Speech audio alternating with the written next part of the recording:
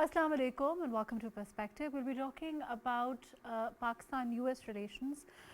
Is it a new chapter for Pakistan and the US? Considering, of course, we saw, is it a shift also in the US-Pakistan relations? We saw acknowledgement of Pakistan's role in counter-terrorism by the US president. We've also seen, a certain kind of an to and fro exchange between Pakistan in terms of the diplomatic relationship.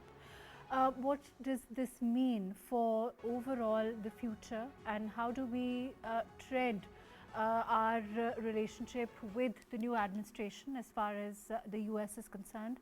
What kind of a change can we envisage? Of course, we'd also be talking about our geostrategic position with regard to, of course, our other neighbors and their relationship in light of this, and of course a renewed effort on both sides to perhaps have a more dynamic relationship as far as the Pakistan and United States of America is concerned.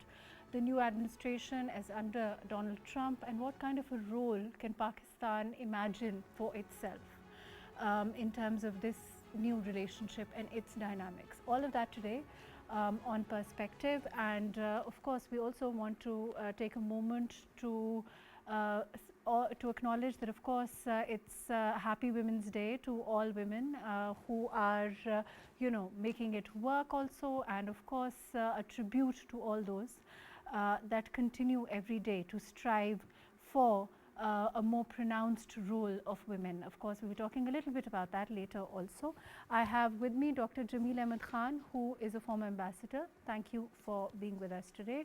We also have with us Naela Chohan, former Foreign Secretary. Thank you for joining us today. And a little later on, we'll also have Brigadier retired Waqar Khan, who's a defense analyst. Thank you for joining us today. Dr. Jamil, can you hear me? Yes, I can hear you loud and clear. We've been talking about the Pakistan and US relationship. We've also spoken about the US elections, and then of course we've seen this new chapter under the presidency of Donald Trump.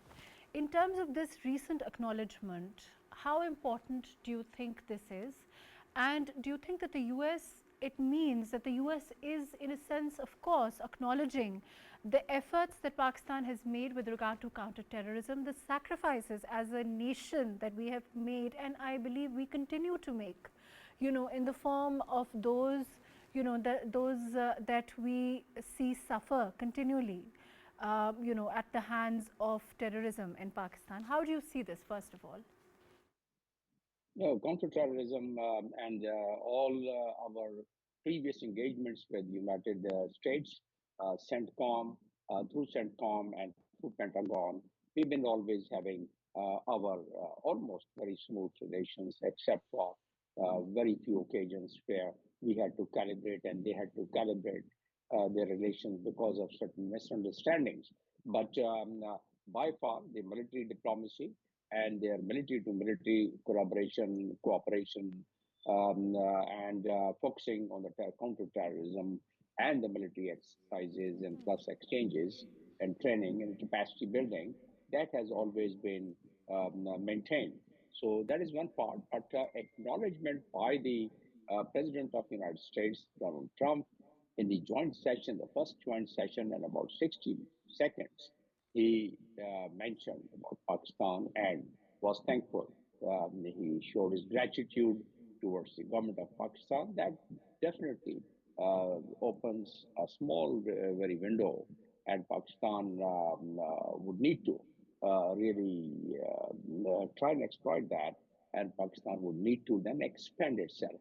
In fact, Pakistan has been seen through the prism of the terrorism and counter-terrorism, but now is the time that Pakistan try to expand its outreach in a way that there are other fields also. We have so many MOUs signed from time to time. The last one was 24th, 25th, where we signed MOU on culture, where we signed MOUs on other collaboration, the exchange of the students, the education, and so on. So we keep having our engagement. Let's try and simplify this. We talk about the transactional nature of the Pakistan-US relationship. Do you think that this is a new chapter where, this is the start of the US now saying that they realize what, in a sense they've put us through, with their role? We saw what happened in Afghanistan also. Do you think it's the start of that candid kind of acknowledgement? Well, we can really make this as an opportunity to make a start of it. The United States does not have that much priority currently after the exit from Afghanistan in this region and Pakistan. The kind of necessity they had during the war against terror, or prior to that, the resistance against the Soviet Union and the war.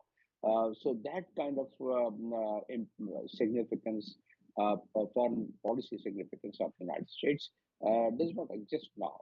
So one has to find a new vista, new opening, and one has to expand its relation through those new opening. What could be those new openings? On that note, I think that you've put it very well. I'm going to include Naela Chohan also, and then I'll come back to you. Naela, can you hear me? Yes, I can hear you, Mahrukh. Thank you for being with us. Naila, if you heard what Dr. Jamil was saying, he said that, perhaps we can make more of this, if I'm putting it right, in terms of our relationship, and that of course one has to candidly acknowledge that the US does not really have us on priority, considering, the Afghan exit and where things are with regard to that. Do you think we can build on this in the current circumstances where, perhaps immediately the US doesn't see us of as much use as perhaps earlier? Mahrukh, happy International Women's Day. Tribute to you and women like you who make so many sacrifices to bring Pakistan's perspective at domestic and international level. Thank you. Same to you. Deeply appreciate that. This question, we have to be very careful, Mahrukh. It's a deja vu, isn't it? We have had a transactional relationship since quite a long time. And now, if you may recall, President Trump in his last presidency had visited Bagram in 2019 on Thanksgiving. And he had meal with the American and the ISF forces soldiers. Bagram has a strategic value, and it is not Pakistan's territory. It is in Afghanistan. We have to be very careful, being appreciated because this Afghan terrorist who we helped in catching, that we could do. But Bagram is not on your border nor on your territory. So I think we should tread very carefully where you have China there, you have Taliban government there, you have increase in terrorist activities within your country with all the arms that the Americans left to the so-called Afghan defense forces at that time, who recorded what was there, and you were being blamed for everything that was going wrong. Just a bit of flattery, we women should know it doesn't work. It shouldn't work. And Pakistan should not be gullible. We should be very careful with it. Naila, that said, of course, you're right. It is not, and of course, our border is it's a very different, it's a different country, it's a different territory. But in terms of this distinguishing, because we've also, in the light of what you said, there are other things where Pakistan and Afghanistan is perhaps, the names of Pakistan and Afghanistan are being thrown in together. So you're right, one has to be very careful where, and one has to, there has to be that distinction. But how does one maintain that? Because of course, one has to acknowledge US is the US at the end of the day, and of course, we want a good relationship with the US and of course, all countries generally also. Yeah, that's true. USA is USA, but it's not the USA that it was, say, 10 years ago. And with this current, development there's a lot of fluidity, I would say, in the international system. And we have been categorically stating that we won't go into bloc politics. Okay. We will not take any sides. We already are having challenging relationship with our, Afghan brotherly country because of all these things. So yes, USA is USA. We need to have important relationship with them. I would rather go for geo-economic than geostrategic, but Trump is not looking at geo-economic. Trump is putting tariffs even on Canada and Mexico, which are its immediate neighbors. So they are not going to give you that kind of concession, nor do you have such a large export, although USA is your largest trading partner. But you have to be very careful whether you're going into geostrategic or geoeconomic and the cost of it all. We should learn from our past experience. So I would give a word of caution on this. Right, fair enough. Let me go to Dr. Jamil with this. Dr. Jamil, I think that Naela, talks about something that's very, very important. She's saying that, well, we don't want, there has to be a distinction, and there is a very clear one between Pakistan and Afghanistan, and that has to be acknowledged. We are not Afghanistan, and, where our sympathies may lie with their people, and, of course, not any government there at this time. But the question is then, how do we navigate when there is that distinction? And like Naela said, that we must keep in mind the fact that Trump, it seems at this time, is focusing on the geostrategic rather than the geoeconomic, and we certainly can't afford to fall under that. So how does one navigate our diplomatic relations and our relationship generally with the US then?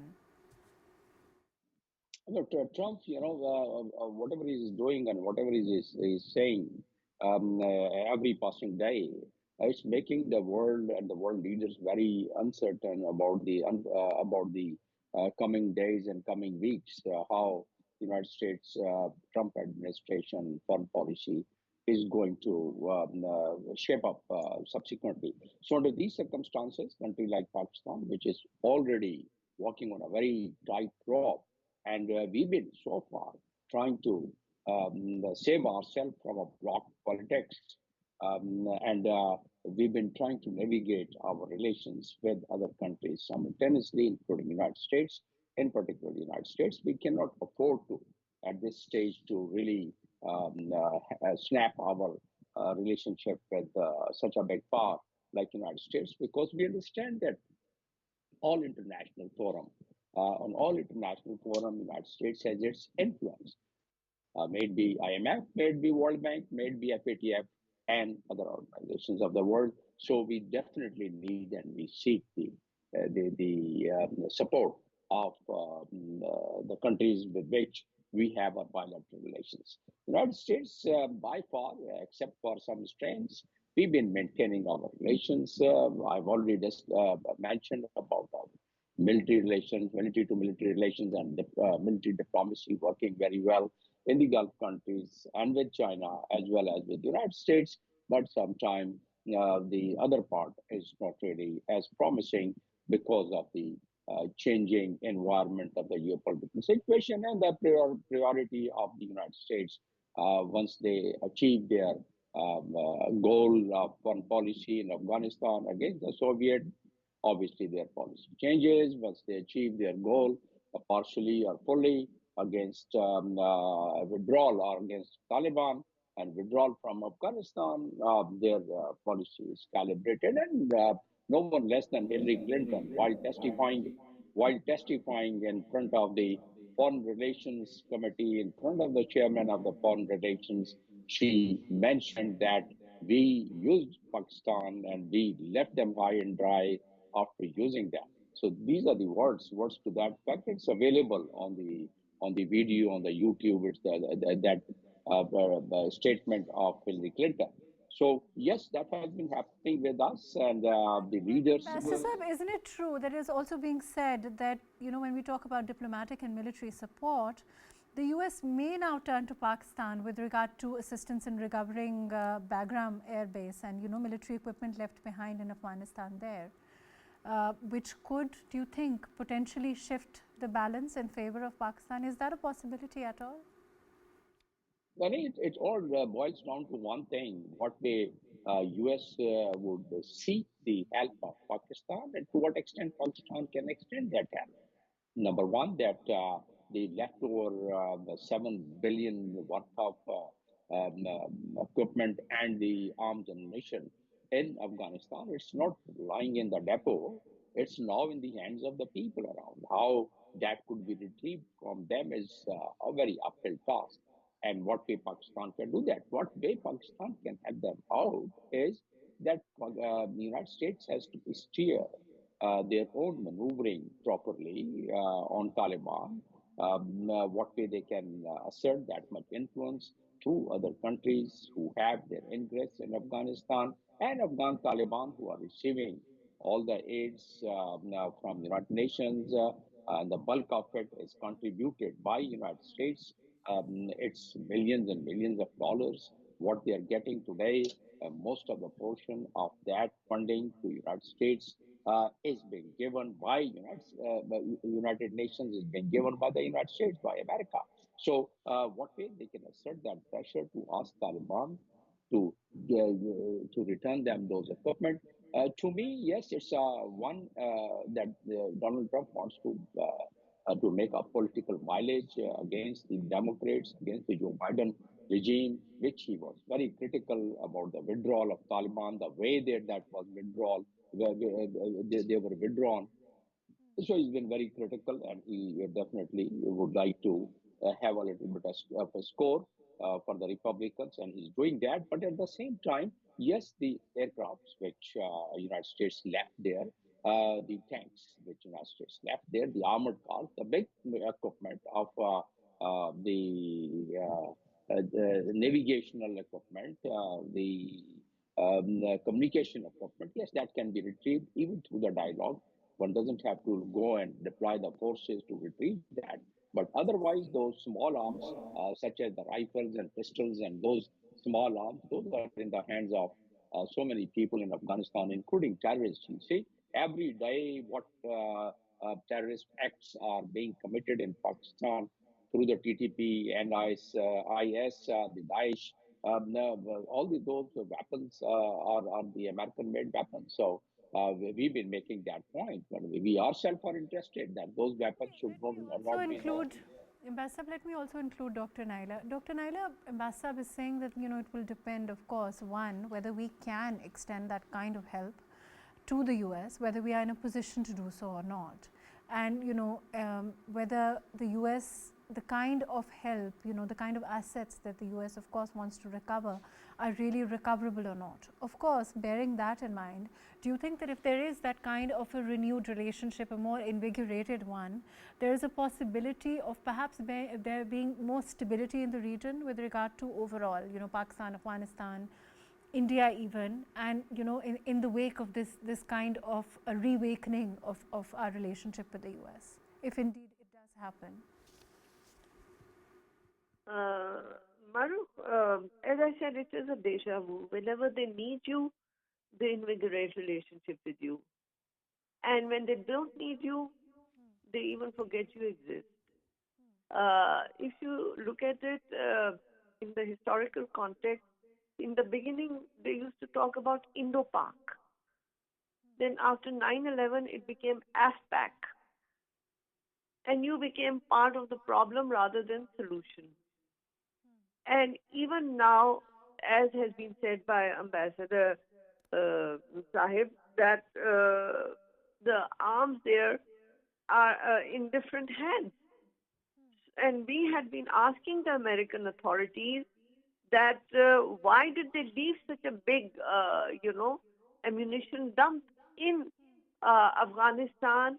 Because the withdrawal had started at the time of the Trump regime. Biden only completed it. So if it was a calculated exit, which the Biden government had been stating, then those arms should not have fallen into the wrong hands. The Afghan Taliban are also not taking the responsibility for why there is increase in terrorist activities in Pakistan, and the ammunition they are holding is foreign. Now, Modi Saab went to USA. What deals did they make with them? So I would reiterate my point that just a little bit of flattery, we shouldn't fall in that trap. We have to be very careful. We have to negotiate the terms of relationship, that it should be trade oriented, it should not be transactional, and it should not be only that Pakistan's responsibility is to fight against terrorism, losing our lives. 70,000 lives have been lost in this, which is not being recognized internationally. And yet, again, if you're going to take that contract of being the, chokidar at this end, then you're putting yourself in a bad spot. So I would say that if he is appreciated and if he is interested, we have to also take into account our relationship with China, which is a very important neighbor, which is a time-tested friend. They have never deserted you. And you have had trilateral meeting of the China during the SCO meeting before that, where the Afghan interim trade minister was here, your foreign minister and the Chinese foreign minister had met to discuss how to improve trade here, how to bring stability here. And suddenly the Americans come and they want to have Bagram airport or have their foot, there at your cost, and you're losing your soldiers. You're losing your civilians for this fight. Even in earlier governments, you remember there was a slogan that this was not our fight. So even your governments have been changing their stance. So I would again reiterate the point, tread carefully. Just a bit of appreciation, we shouldn't start gloating over it. We have to calculate the terms and conditions on how this relationship is evolved before one comments whether it's a new chapter or a deja vu. Thank you. Fair enough. Let me go to Brigadier Retired Waqar Khan. Brigadier Saab, can you hear me? Yes, I can hear you. Brigadier Saab, I think Dr. Naela, has said something very important. She said that, we have to really see what the terms of this new relationship, whether, Bagram Air Base comes into question, with our role, our potential role and use to the Americans at this time. And whether this relationship will then again be purely transactional, or whether it will be trade based, whether it will have those benefits for us in the long term, and not just how it was in the past, with the US getting the maximum out of this, and it became, it of course being a purely transactional kind of relationship. Do you think that there's a possibility of this being a different chapter, or like she said, will it be more of the same at the hands of the US with regard to our relationship? I think as far as Afghanistan is concerned, there is, especially after the American withdrawal, for which President Trump has been very, very critical. I think Pakistan has suffered the most in the region, and despite our, support, moral support, and diplomatic support to Taliban, I think we were the first one to even hold a, investment conference here in Islamabad. Nothing positive came, and probably they thought that they could exploit Pakistan sensitivities and then gain certain concessions, which I think has marred the relationship. So I think Pakistan should welcome any move. One is to have a government in Kabul which is acceptable to the entire region. And like Iran is now building a wall of billions of dollars, I think they are trying to fence and wall about 1,000 kilometers of Iran-Afghan border. They are also, sending their Afghan refugees back to Afghanistan. And Pakistan has taken this load for too long, almost now 4 decades. And you look at Central Asia, China, Russia, maybe I think when Mr. Trump moves, there's a Russian convergence of interest also. Everybody wants, a government which is at peace within and peace without in the region. And Pakistan should welcome any move. Yes, I would say that one should be moving cautiously and definitely weigh the options available. What will be the role, being asked, and what could be the repercussions, and then, of course, what could be the advantage for Pakistan. But one thing is very clear, that Pakistan has suffered the most in terrorism, and we are losing soldiers on daily basis, and this is mainly because of Taliban regime. There's no now question about it. Yes, the proxy like TTP or BLA based in Afghanistan are attacking Pakistan, and we are suffering the most. So I think any move which can bring either sense into Taliban, or let's say bring in a regime which is moderate, which is at peace with the neighbors, would be welcomed by Pakistan. But Brigadier Saab, in terms of the security challenges, like you also mentioned, we have sacrificed, we've lost, and we continue to lose lives, precious lives of Pakistani soldiers, of civilians. In terms of, keeping the security landscape in mind, do you think this is a feasible operation? It will be a feasible operation for Pakistan in terms of, whether we can recover those assets for the US? No, I think for recovery of assets, I think this is one of the long shot, and we are not very clear what are the modalities in that, because ultimately, if it's going to be a direct approach, I think maybe it will become very, very taxing and very, very challenging.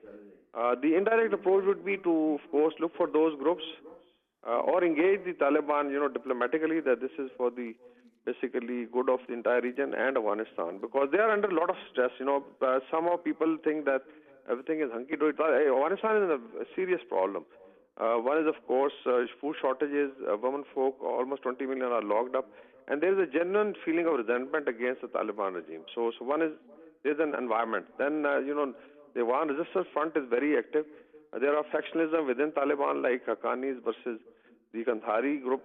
So it's all now actually arrayed against the Taliban. So maybe an indirect pressure or a change in the setup or a structure, new structure which comes up, that will be more beneficial than a direct approach. And this is in my opinion.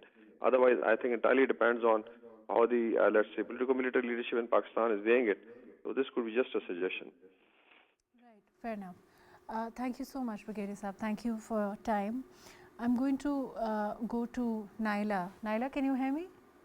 Yes, I can. Naila, there's also, overall, if we look at the way that the Trump presidency is overall acting, do you think a lot of this is hyperbole, a lot of, symbolic actions, and do you think it's also a test of, the system's power? And do you think over time, in your opinion, his actions could turn out to be ineffective, and, the system could, in effect, force him to limit his power? Because we are looking at, so many changes, we are looking at so many statements, we are looking at, we saw, of course, in the background, of course, one of, cases in point is the meeting that went viral between Donald Trump and Zelensky, for example. I mean, it shows a kind of, the kind of Oval Office and the way things are running. Do you think that over time it could happen that perhaps, the system could force him to limit his power? Well, you're right, but that's why he's trying to dismantle the system. He's trying to dismantle the establishment. He's trying to dismantle the agencies that curtail him. So it remains to be seen how he can have his way, and for how long can he have it his way. He has, in this 1.5 months, made such radical changes that actually the whole world has taken, especially the Europeans, the Canadians, the South Americans, and hopefully South Asia doesn't get into those tremors. But it is unpredictable. Also a lot of, there's a lot of cautiousness at the very least. At the most, there's a lot of, there's actual fright also in some instances from the statements, and whether this could lead to more aggression or more on all accounts. So it in itself, the practicality of it could sort of influence how he manages things in the future, and he might have to recede a little bit. No? Yes, he might have to recede, because that is his strategy. First, he pressurizes. He tries to break down his interlocutor and then negotiate terms on his terms, renegotiate on his terms. In this case, if you recall, he had always been saying that the withdrawal from Afghanistan was sloppy by the Biden government. but he has never said that it was his regime during which the decision to withdraw from Afghanistan was taken, firstly. Secondly, recently he has made statements that he wants to have Bagram. Why does he want to have Bagram if he doesn't want his foot soldiers there? Because it's geostrategically located. It was Bagram airfield was basically established by the Soviets in the 50s. And then later in the Cold War, after fall of Soviet Union, all the history, I don't have to repeat it. But then the Americans were there and they left. But the volatility in the region grew because of their abrupt decision to come and abrupt decision to leave. Now, Mr. Trump is again flattering Pakistan, is also showing his interest to come to Bagram base again. On what terms will he come back? Who will he negotiate with? Bagram is not in Pakistan, it's in Afghanistan, and we should respect the sovereignty and territorial integrity of Afghanistan. So I think I would again say we have to be very He's also careful. making statements about Afghanistan and Pakistan with regard to, we've seen that recent statement as far as nationals are concerned, as far as action against, Afghan and Pakistan. So he's sort of, clubbing us with Afghanistan there. Yes, you're right. So we have to take our national interest into account. We have been reiterating that we don't want to get into bloc politics. We have been reiterating that Pakistan will pursue its own national interest. So I think our political leadership and military leadership should get together to decide what strategy we need to adopt to renegotiate terms if it has to be a new chapter in our relations with the United States of America. Right, fair enough. Naila, let me go to Dr. Jamil. Dr. Jamil, can you hear me? Yes, I can hear you well. Dr. Jamil, I also want to talk a little bit about the US, in the light of their, of course, the change that Donald Trump inevitably brings to the US. In that sense, do you think that his leadership itself could face challenges from, both the foreign policy interests, example, his relationship with Israel, whether we talk about Ukraine and Europe, because we've seen, the relationship, Zelensky's visit as far as Europe is concerned, and of course the tensions between Europe and US on the one hand, and of course his ability to maintain US global standing, because as he withdraws, I think we've spoken about this before, from various organizations, from various forums, whether we talk about isolation or perhaps sort of receding back from the US, that is a cause of concern, or should be, for the US, no? Well, the U.S., first of all, it's a Trump's administration, and Trump has majority in both the houses. So Trump can always bring in any bill Trump wants, and most of those bills can get through, so long as it's simple majority. He doesn't have a two-third majority in changing the constitution or bringing changes in the constitution. To that extent, yes, he can face some challenge. So far as his own internal disagreements among the cabinet members or among the party members. That happens in all the parties. So Republican is no exception to it. Yesterday during the cabinet meeting, Mike Rubio and Elon Musk, they had some altercation. So those are the internal party politics. That was for the internal issues. So far as external affairs are concerned, or the foreign policy is concerned, he is now, so far, he has demonstrated, and he is trying to reshape his foreign policy, and or anything and everything what he is trying to do is from the position of strength, and from where that position of strength comes to him or to the United States of America, and has been with the United States of America. United States of America, its military might, because they have the biggest budget of the military, they have the biggest fleet of Air Force, Navy, and Army. And then they're spending about $800 billion budget per year as compared to 240 to 45 billion China, which is second number, and 60 billion by Russians. So from that standpoint, yes, he's trying to demonstrate his military might, and see this what has happened with But Zelensky. He Ambassador stopped Saab, the as far as possible, it could be a possibility that he could reconcile with the system instead of this constant tension or acrimony that we see at this time. You're right, he does have the numbers, he does have the majority in terms of both houses and where he is and how he came in with the numbers. There's no denying that, and I agree with you on that.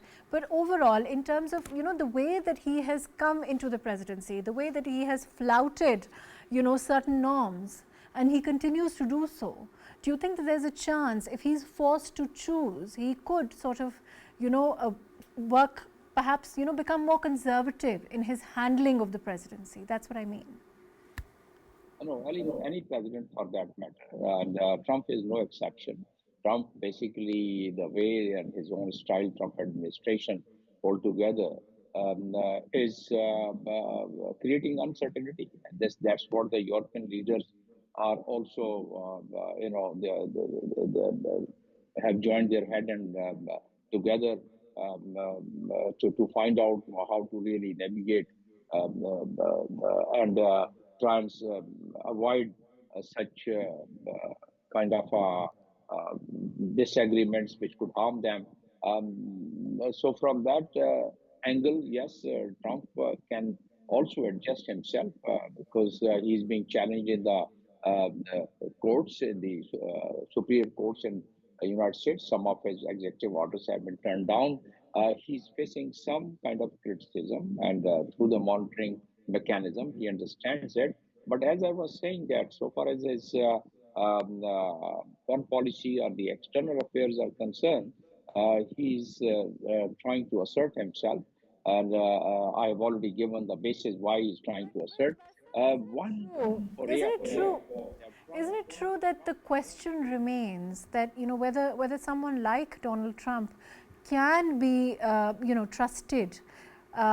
He's been elected with public opinion, and can he be trusted with the collective good of the nation? Certainly, he is the president of the US. There's no denying that, and I do have to agree with you when you say that he has the numbers. But it's just been a little over a month or so, and he's already beginning to show how his approach is clearly completely new. It's more aggressive. It's more. Do you think that the public opinion? Do you think that the American people were perhaps ready for this kind of aggressiveness and erraticness? We have to really have in our mind that the United States is now polarized. The United States is not the same United States which it was a couple of years ago as it was being discussed. So yes, there is a polarized society now. 61% of the United States, the far right attitude which people have, which Trump has really cashed it during the election campaign, and that is they are the one, they are his voters and supporters. He's relying on that. So if we are thinking that there would be some implosion from within, I think the chances could be very rare. And even if there is some implosion from within, that could be managed internally by the Trump administration, like it happens in so many countries. But I was just trying to make my point about the global geopolitical landscape, on which there is one ray of hope. One ray of hope that Donald Trump, he is quite ambitious so far as the Nobel Prize is concerned. And he thinks that if he is able to maintain his the posture as he had, that he could not really start any new war in the world. And that's what he's trying to just settle down Ukraine without using force. That's what he's trying to settle the Iran nuclear accord by re-entering into deal and also Could just be issuing threat possible. that And on that note, Ambassador, it could be possible also that because of Bagram, or because of a multitude of factors that you've mentioned also, and of course the geostrategic position overall, we could start a new chapter of a more frank and a more a relationship based on trade also. So there is that possibility. One can't discount it. very much, very significant angle to this debate and discussion what you're having. Now, basically, the trade war between the US and Canada, Mexico, and China. In fact, there is a huge opportunity for Pakistan. We all are aware, there are dollar shops in the United States. $38,000 shops are there in the United States, and the billions of $70 billion trade in those dollar shops. Those are stuff which is affordable by people who are living paycheck to paycheck. Those are the stuff Pakistan is producing within Pakistan, the plastic stuff, and those stuff which are affordable by the people. Right, right, very true. Thank you so much for joining us, and thank you so much for your very valuable input, Dr. Jamil Ahmed Khan. Thank you for joining us today, Naela Chohan. Thank you for being with us today, Brigadier Retired Waqar Khan. Thank you for your time.